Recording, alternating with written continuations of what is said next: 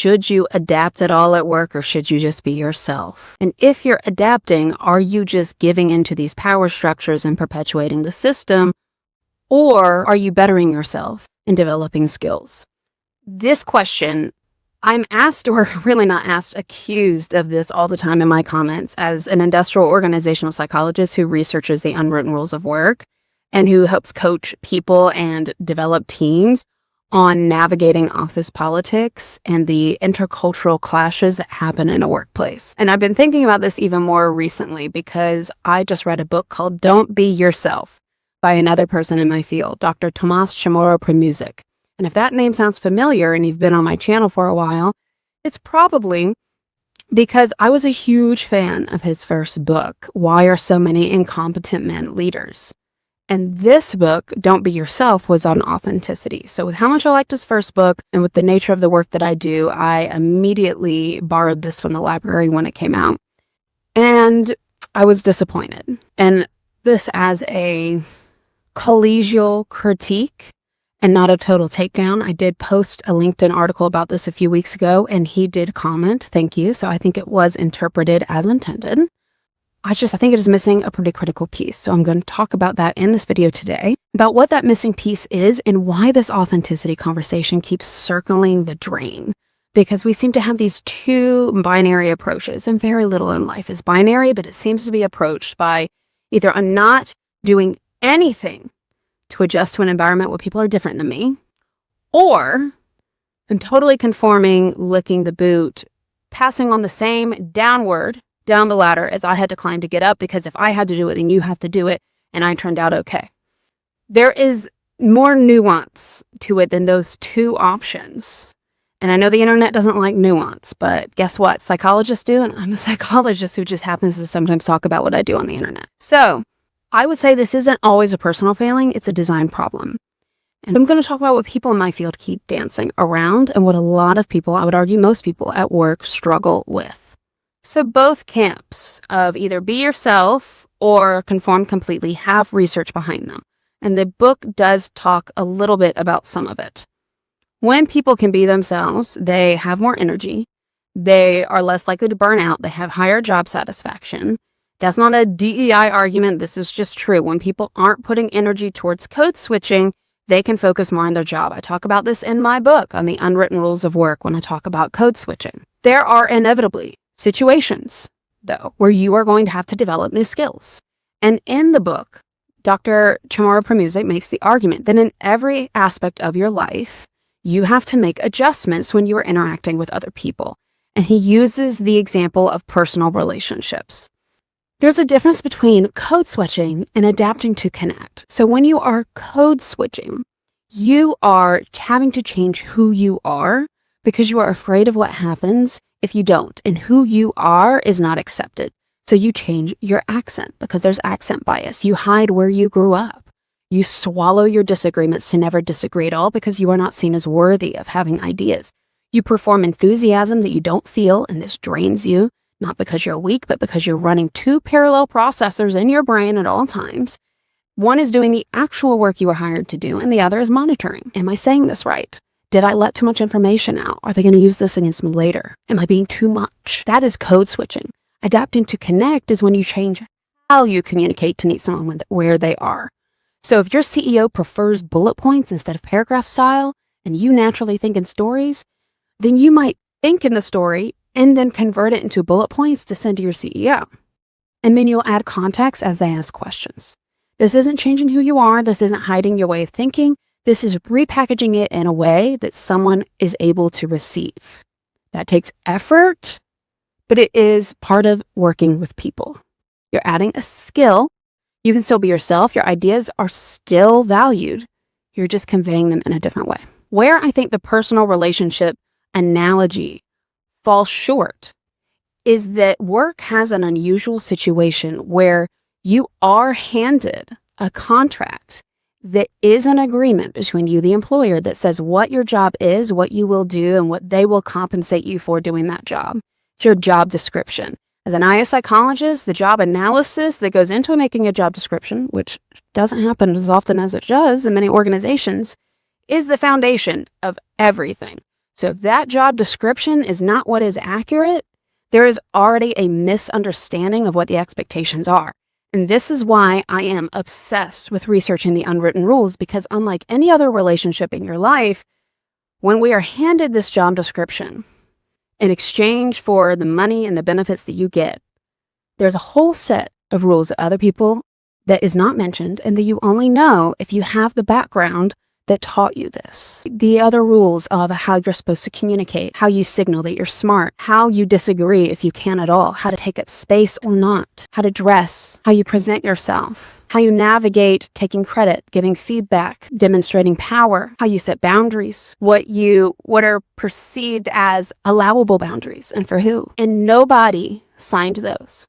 They were never written down, so they could never explicitly be agreed to. That is different from any other relationship in your life. Not that it doesn't happen, but if it does, we would call it an abusive relationship. If you enter a partnership with someone and they have lied about who they are or what they expect of you, we would call that an abusive relationship. There is only now beginning to be a discussion about coercion before sexual interactions.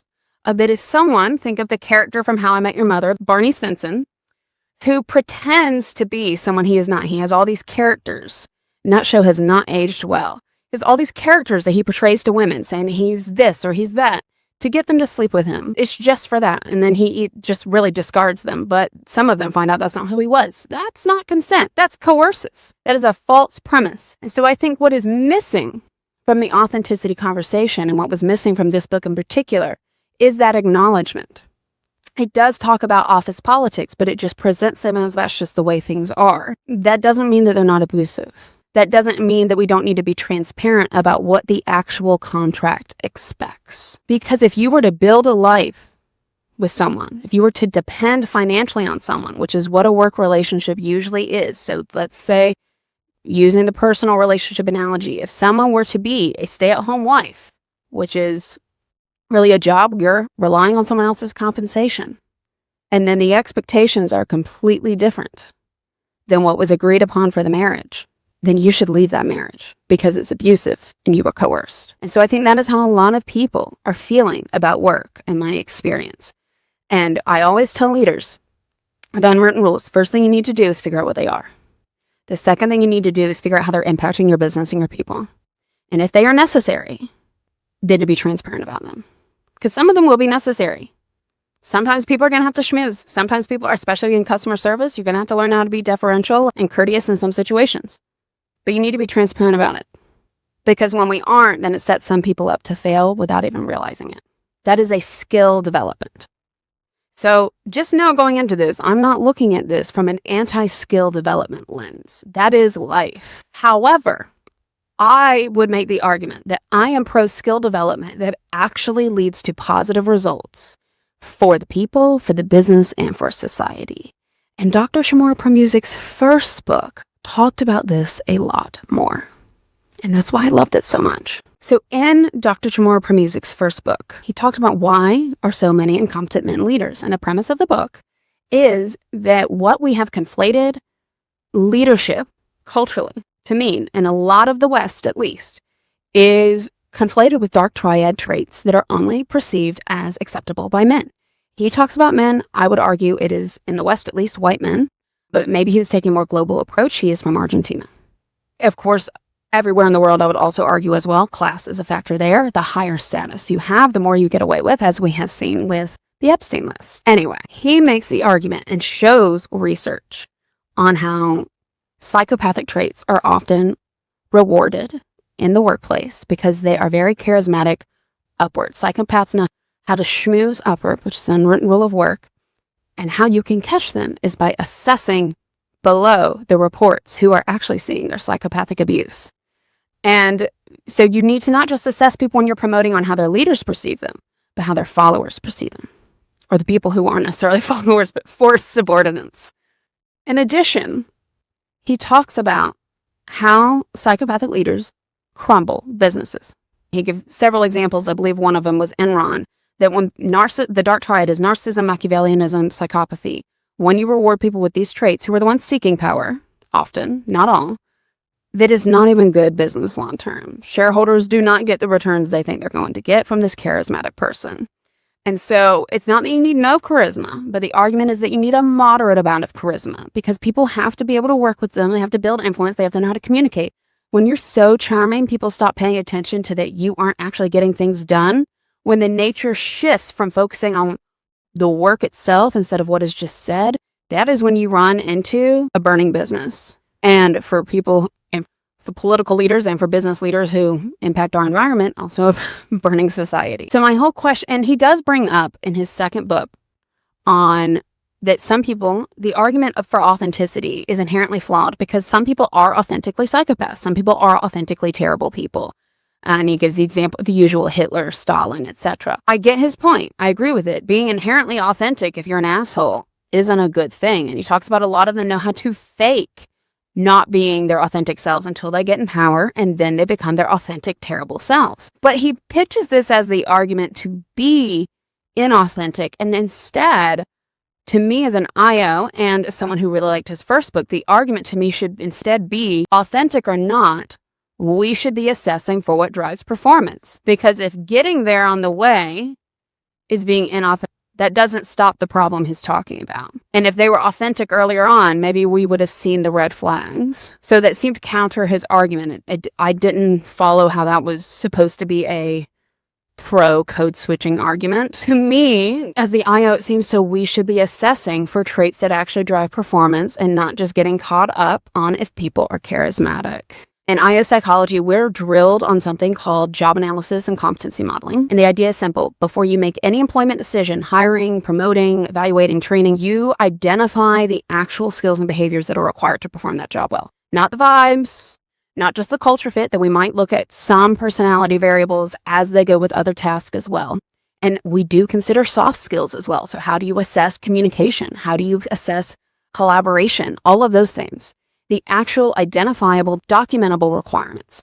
And a century of research tells us that is what is fair and what drives performance. And those two things are not in conflict. I often say the solution to the unwritten rules of work is just good IO psychology practice. If a behavior is genuinely required for the role, make it explicit. Put it in the job description. Train people on it. Evaluate it fairly. If it is not required for the role, if it is just how things have been done, without any evidence of performance, then stop enforcing it. Because it is likely costing you money. If anything, it is a hamster wheel distracting from actual productivity. And this is what I mean by the performance approach. So a lot of people I've heard some say, in the authenticity debate, I take the skill development approach. I'm pro skill development. But I say I take the performance approach. If you're going to adapt, it better be for a good reason. If I want to learn a new skill, I want it to actually drive impact. So let us ask whether the environment is measuring its actual performance and asking us to adapt to things that drive it. Because if it is not, then the developing the skills to perform better on that measure is not skill development. It's compliance with the broken system. And I do believe that the traits that drive performance, again, include soft skills like communication and cross-cultural agility and signs that they can take feedback and aren't just psychopathic or narcissistic or Machiavellian. That seems to me to be the way to navigate. To me, that seems the best way to make sure that you are getting skilled leaders and good people in power. And promoting people who are just charismatic but awful does have financial impact.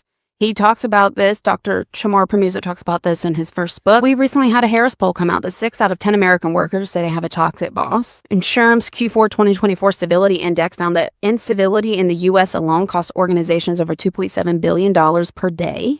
Gallup's 2026 State of the Global Workforce Report found that global employee engagement fell 20% in 2025, the lowest level since the 2020 pandemic. And it costs the world economy an estimated $10 trillion with a T dollars in lost productivity. In the US and Canada, 69% of the workforce is still either not engaged or actively disengaged at work, which is contributing to these numbers. These are not numbers about bad people. These are numbers about what happens when the cultural standards shaping who gets hired, promoted, and heard go unexamined. And when people don't trust their leaders anymore. They've been told fake it till you make it. They've seen the fakers faked it, they made it, and they still don't know what the hell they're doing. When people who are actually good at their jobs do not feel that there is a way to move forward, move up without selling out who they are, there's very little incentive to keep doing a good job. And this burden is disproportionately distributed. The conversation that almost never gets had is that there's a narrow group of people for whom the dominant professional culture is simply their culture, is simply who they are, that some people do get to be authentic at work. And Dr. chamorro-premuzic does mention this in his book. He talks about it mostly, I believe, through a race and a gender lens. Of course, I look at race, gender, class, and neurodivergence. These people do not experience the same levels of adaptation. They do not notice the rules because the rules were built around them by people like them and for people like them. I often tell people the rules of work were not handed in a PowerPoint by rich white people to their children and said, don't tell the poor kids. It's ingrained in their everyday life. It's much more immersive than that. How conflict is handled at work is just how it was handled in their families. How they network is how they interacted with friends and at the country club and at their schools. How they challenge authority, they were allowed to disagree with their teachers. That's very different from working class children. Except for this very narrow group, for everyone else, though to varying extents, there are varying degrees of translation and adaptation happening all the time on top of the actual work. And my research focuses specifically on class as one of the most costly and least examined of these gaps, and arguably one of the most global, up there with gender, because most of the world does have a patriarchy now. But what the ethnic and racial differences, those do vary by location. Neurodivergence is more accepted or supported by the institutional systems in some places than others, but everywhere in the world has a class system, and work is inherently riddled with class dynamics. Working class professionals are not failing at professionalism. They are navigating a cultural code in real time while also doing the job that was built by and for a different socioeconomic group. So here's a concrete example. Everyone tells you to self-promote at work. Self-promotion is a core white-collar skill in the Western world. You need to advocate for yourself, take credit for your work, make sure the right people know what you have accomplished. But working class kids are often raised with the exact opposite value system, especially if they're also girls, women. You were raised in more collectivistic environments, and especially if your parents immigrated from a more collectivistic country to somewhere more individualistic like the US, you were raised to not take up too much space, to let your work speak for itself, to be humble. Those values exist for good reason. In a lot of working class communities and workplaces, bragging gets you isolated, and with limited resources, you have to share them. Interdependence and collective accountability are survival skills. And then you walk into a corporate environment and you're around people who had the privilege, the time, the resources to focus on themselves, to focus on their wants and needs, who were brought through the world knowing they could speak up and people would have to listen to them. And I'm not saying one is right or one is wrong, but one is rewarded, and that's the difference. And so these survival skills from interdependent communities get read as lacking confidence or not having leadership skills, while the cues that were normalized among the more elite groups are seen as normal and rewarded and not written in the job descriptions. The workplace was not designed with most people in mind, and that's not an individual failing. But it is costing these organizations. And it's part of why people are so checked out and disengaged. And I want to be clear, I don't think these authenticity arguments are necessarily in bad faith, certainly not from this author or from anyone having this conversation. But the reason this conversation keeps missing the same piece is the same reason my entire body of research exists. That unwritten rules, by definition, are invisible to the people they benefit. You cannot name what you cannot see. And if you grew up in the culture that professional norms were built for, if the way you all communicate, the way you take up space, the way you navigate power and conflict is just normal to you, you don't experience any of this as a set of rules. You just experience it as the way things are. And it's not a moral failing. And I see this impact businesses a lot when they have someone who is a great technical worker and then they promote them and then they don't understand why they're not doing well. Promote someone to management and then they're like, wow, that didn't go well. Because these were assumed to be traits that would kick in, and they don't. I call it the promotion pipeline problem, because these are class cultural differences. And again, if they are for the purpose of serving the organization, and we actually know they do, then it's worthy skill development. But if it's not, if it's actually hindering, then what are we doing? And we have to acknowledge that it is more work for some than others. In my book, I also talk about the concept of universal design. And I want to bring it up here because I think it's the right framing for this conversation. Universal design comes from architecture and engineering. And the principle is that when you build for the most marginalized person, you build a system that makes it better for everyone. So this starts This is rooted in disability advocacy, that curb cuts on sidewalks were designed for wheelchair users. But they also help parents with strollers, delivery workers with carts, people with grocery store carts, elderly people, cyclists. Every time that we make something that benefits most marginalized, it has other uses. Closed captions are designed for people who are deaf. They also help people watching in loud environments who maybe speak English as a second language or whatever language they're watching it in, or just people like me who just like having the captions on. I admit it, I'm a Netflix caption girl. When you build for the edge case, the sender still benefits. It is not either or. That is a fallacy that we are sold, in particularly individualistic cultures, that someone else gaining something is you losing something. That's not true. Not every time. The same applies to professional culture. When you make unwritten rules explicit, when you name what professional means in your organization, where those norms come from, why they exist, you do not lower the standard. You apply it consistently for the first time. And that benefits everyone in the building, including the people who already knew the rules. Because not everyone is working with the same page. Everyone knows how to navigate conflict. Everybody knows what clear communication is. Everybody knows what the standards are. Communication's clear, expectations are less ambiguous. People can spend their cognitive energy on the actual work instead of decoding the environment. And then, you know what? You're going to waste a lot less money and time on shitty promotions because you're going to know who has these soft skills and who doesn't, because you already know how to measure them because you've been looking at these things. And while there will always be people who have to adapt, there is a meaningful difference between telling someone they are unprofessional and coaching a team to be cultural translators. One assumes the standard is neutral. It puts the entire burden of adaptation on the individual, and it leaves the root cause completely intact, but it doesn't actually change anything. The other names the rules. It examines which ones are actually serving performance and which ones are just serving history. It gives everyone in the room, including leadership, the tools to move across genuine cultural differences without losing people in the process. It's not a soft intervention, but it is an operational one and one that drives impact. Here's a concrete example of what it looks like. After a workshop I did at a nonprofit, the organizer shared the employee feedback with me. One response lit me up.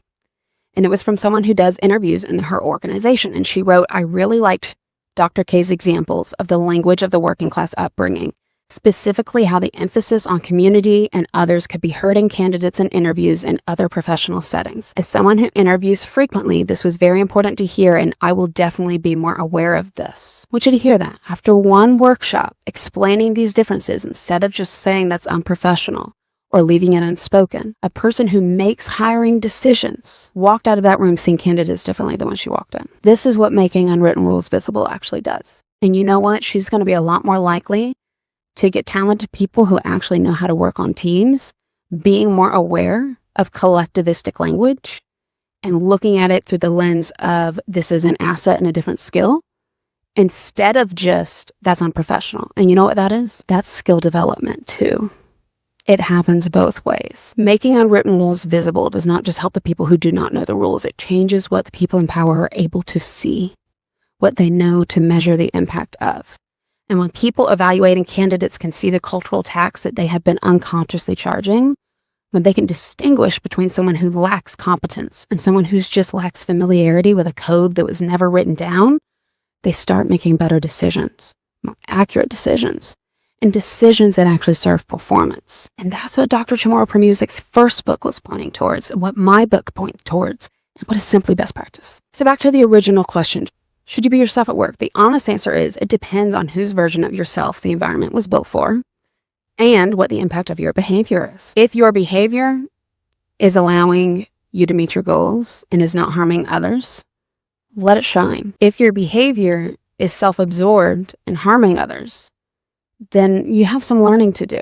And for leaders, if the behavior in an organization is just getting more dark triad leaders in power and not getting you results, you have some self-reflection to do before you go out of business. Because unless you are some of the too big to fail businesses we already have post-2008, unless you have the $1 trillion that some people have now, you can't afford to be losing what you're losing with the lost productivity, the absenteeism, the turnover costs, the quality problems, and not to mention the sabotage that comes with the dark triad person in power. If this video spoke to you, whether you are the person navigating this or the organization watching this, there are 3 ways to take the next step.